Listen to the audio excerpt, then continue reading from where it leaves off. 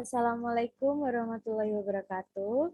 Saya Sepia Angelina Karisma Putri Kartikasari dengan nomor induk 20050634054, program studi S1 Pendidikan Tata Rias 2020 kelas B, Universitas Negeri Surabaya.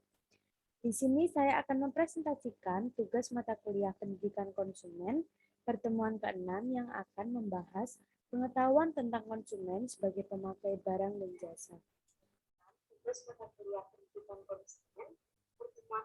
Topik yang akan dibahas pada presentasi kali ini yaitu yang pertama pengertian konsumen, yang kedua sifat-sifat konsumen, dan yang ketiga perbedaan sifat pembeli wanita dan pria. Yang pertama pengertian konsumen. Menurut KBBI, konsumen adalah pemakai barang hasil produksi, bahan pakaian, makanan, dan sebagainya, penerima pesan iklan, pemakai jasa, pelanggan, dan sebagainya.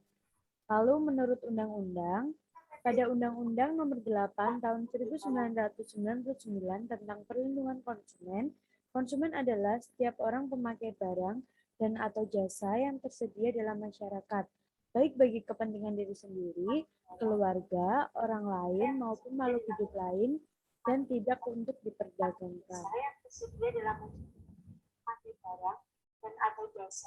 Yang kedua, sifat-sifat konsumen. Perilaku konsumen merupakan hal-hal yang mendasari dan menjadikan konsumen untuk membuat keputusan pembelian.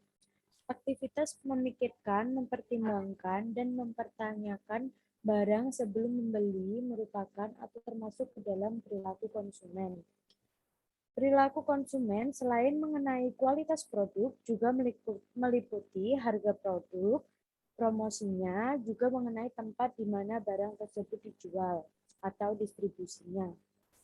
Yang pertama, perilaku konsumen dikatakan dinamis karena proses berpikir, merasakan, dan aksi dari setiap individu konsumen, kelompok konsumen, dan perhimpunan besar konsumen selalu berubah secara konstan.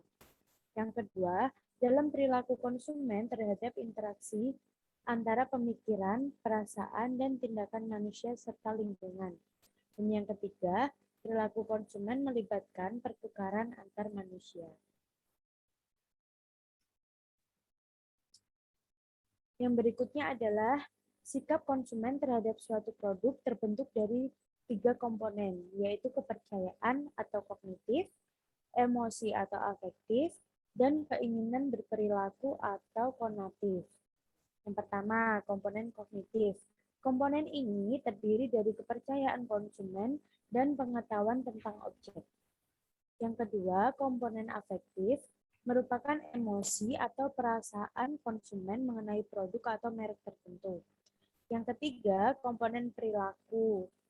Komponen ini adalah respon dari seseorang terhadap objek atau aktivitas, seperti keputusan untuk membeli tidaknya suatu produk.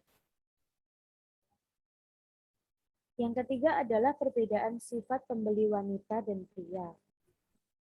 Perbedaan yang pertama, untuk wanita kurang bisa mengontrol dirinya dalam berbelanja atau kurang bisa konsisten terhadap rencana awal ia berbelanja. Misalnya, ada wanita yang hendak pergi untuk membeli barang A. Lalu di sana dia malah membeli barang B, barang C, dan seterusnya. Lain halnya dengan pria. Umumnya pria hanya akan membeli apa yang mereka rencanakan sejak awal berangkat dari rumah. Jadi konsisten dengan rencana awalnya. Misal berangkat hendak membeli barang A, di sana pria akan hanya membeli barang A, tidak membeli barang-barang yang lain, tidak seperti wanita. Yang kedua, peran wanita sebagai bendahara dalam keluarga menuntutnya untuk pandai-pandai dalam mengelola uang belanja dan berusaha untuk berperilaku hemat. Kalau pria mudah dipengaruhi oleh bujukan penjual dan argumentasi yang objektif. Lalu yang ketiga, kebanyakan wanita terampil dalam menawar, terutama ibu-ibu. Jadi misal ada wanita yang sedang berbelanja di pasar, lalu harga barangnya dirasa sedikit mahal, ibu-ibu biasanya akan melakukan tawar-menawar dengan penjualnya. Lain halnya dengan pria. Seorang pria umumnya kurang berminat untuk melakukan tawar-menawar. Jadi harga yang ditawarkan oleh penjual menjadi harga kesepakatan. Yang terakhir, wanita akan mempertimbangkan secara matang seluk-beluk sebuah produk sebelum ia memutuskan untuk membeli produk tersebut. Jadi wanita tidak mudah terkena bujuk rayu penjual. Nah, kalau pria menginginkan pelayanan yang cepat tanpa perlu banyak bicara. Dan penjelasan mengenai suatu produk cukup terbatas hanya pada hal-hal yang mereka tanyakan saja. Ya, sekian presentasi yang dapat saya sampaikan. Apabila ada salahnya, mohon dimaafkan. Terima kasih.